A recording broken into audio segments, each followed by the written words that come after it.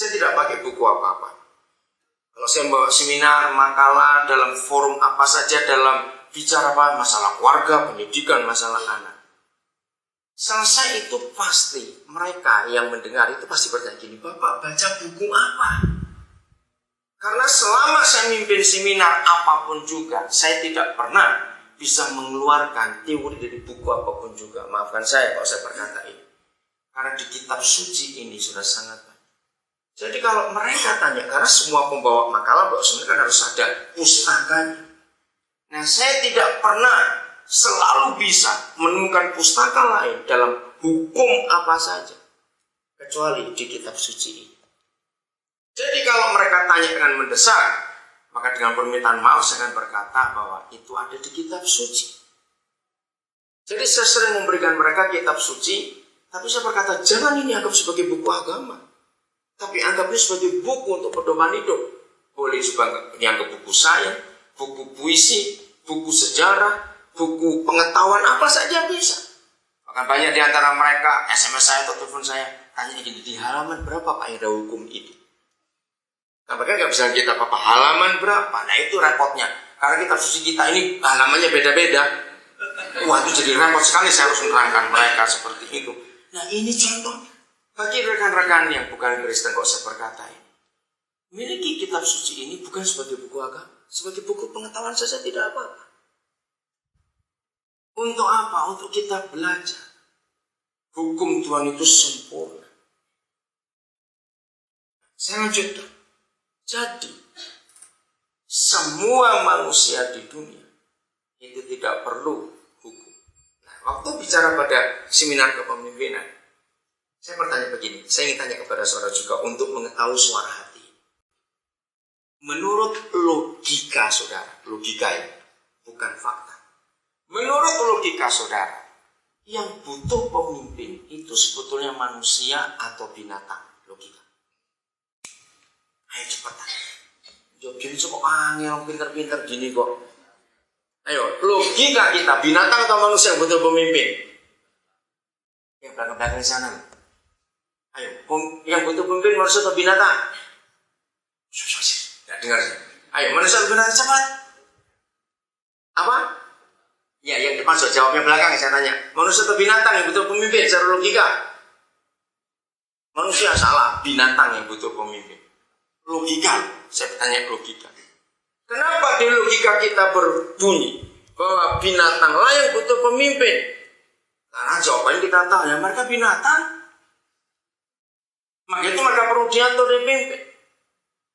Tapi secara fakta, siapa yang butuh pemimpin? Faktanya, siapa butuh pemimpin? Manusia. Maka itu tolong Amsal pasal 30. Siapa? Kamu cari itu. Ada 4 binatang. Ya nanti atau di Amsal ayat berapa? Dengar. Ternyata secara fakta manusia butuh pemimpin. Maka itu sampai hari ini kita tidak pernah menemukan dunia binatang buat pilkada. Betul? Tidak ada dunia binatang buat pilkada. Padahal seharusnya mereka yang butuh pemimpin. Sudah di ayat berapa ya? Oh, ayat 24. Nah, lihat kitab Amsal ini. Begini rekan-rekan, semuanya, baik yang Kristen maupun yang bukan, saya anjurkan. Ya. Kitab Amsal itu kitab yang mengajarkan hubungan kita dengan sesama manusia. Ya, ini kitab sederhana sekali. Jadi kalau kita ingin berhikmat, kitab Amsal ini kitab hikmat. Ya. Hikmat itu bukan kepandaian. Kalau pandai itu karena belajar. Kalau hikmat itu karena takut Tuhan. Di dalam dunia Islam dan Kristen kita pernah kenal raja yang hebat namanya Raja Sulaiman. Nah, raja ini terkenal hikmatnya. Nah, raja itu yang menulis Amsal ini. Amsal ini 31 pasal.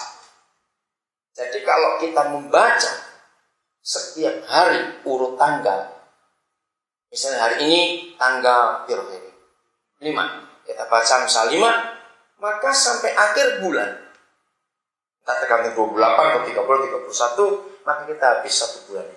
Nanti kembali tanggal 1 kita baca Amsal 1 lagi, besok tanggal 6 kita baca Amsal. Anak-anak juga perlu diajarkan ini. Jadi lagi sekali, jangan dianggap kitab agama.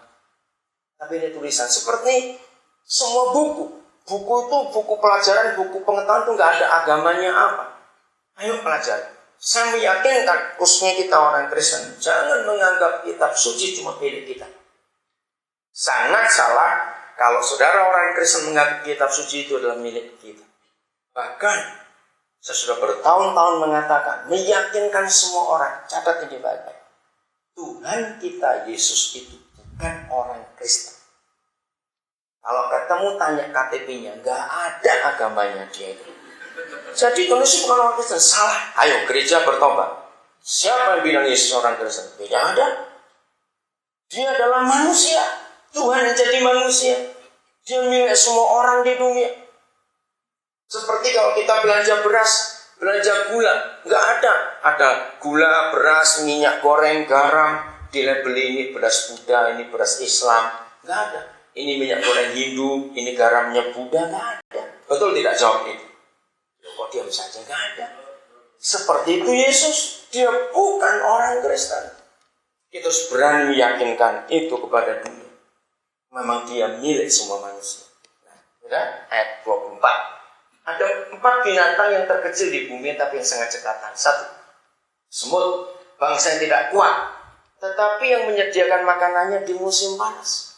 Ayo, apa semut pernah sekolah ekonomi?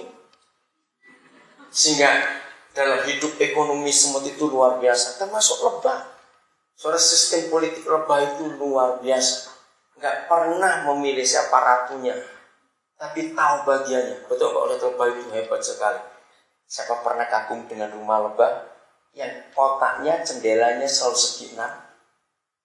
Nggak pernah pakai sentimeter, selalu simetris. Miring saja tidak. Hebat lebah itu, benar, saya itu kagum. Kok bisa? Betul tidak, Sir? Hebat sekali. Tahu bagiannya masing-masing. Di dunia lebah nggak ada yang iri hati. Kalau mereka pekerja, lebah bekerja sampai mati ya kerja terus. Nggak iri hati, enak ratu tuh gelindang gelindung aja begitu. Nggak iri hati bagiannya. Maka itu mereka nggak punya pemimpin tapi hebat. Semua juga begitu. Kok bisa ngerti? Yang kedua, belalang. Ini lebih hebat lagi. Pelando, sorry. Bangsa yang lemah, tetapi yang buat rumahnya di bukit batu. Kapan dia sekolah arsitek? Tapi tahu kenapa pelanduk milih rumahnya di bukit batu. Mereka itu lemah. Nah, supaya predator tidak bisa ngejar mereka, kecuali ular yang bisa cekatan bukit batu, maka mereka buat rumah di situ. Siapa yang ngajarin? Yang ketiga, belalang yang tidak mempunyai raja, namun semuanya berbaris dengan teratur. Kalau kita lihat belalang terbang, jutaan, tapi nggak pernah tabrakan. Kita aja ada lalu lintasnya masih goblok-goblok begini. Binatang itu nggak punya pemimpin, lo bener. So, kalau terbang itu sekali juta. Siapa yang mimpin? Bukan puluhan, jutaan kalau mereka terbang. Kapan terbangnya, kapan mendaratnya, mereka otomatis tahu. Mengagumkan sekali. Terus, cicak yang dapat kau tangkap dengan tangan, tapi juga yang ada di istana-istana raja. Jadi cicak itu kalau mau masuk ke istana presiden, istana raja, nggak perlu protokol, masuk saja. Kalau kita, wah ribetnya luar biasa, bukan? Nah, di situ kita melihat. Apa kesimpulannya? Ini hasil perenungan. Saya tuh suka merenungkan jam kira masih pagi. 6:30 di India. Jadi saya pakai jam India saja ya, supaya agak lama. Dia masih di India sekarang, kita masih setengah 7 masih pagi. Oke, saya itu suka merenung. Maka itu hasil perenungan itu luar biasa. Binatang itu ternyata nggak cuma lebih pintar dari kita. Mereka tuh pinternya luar biasa, tapi juga lebih sehat dari kita. Apa yang kita temukan dalam perenungan ini? Nggak perlu orang itu sombong di dunia. Ada contohnya. Binatang apa saja, makan apa saja, nggak pakai cuci apalagi rebus, nggak ada yang mencret. Loh serius itu saya merenung itu. Jawab iya atau tidak? Kita ini makan, direbus, dicuci, wah pakai air mineral, pakai vitamin, mencret juga.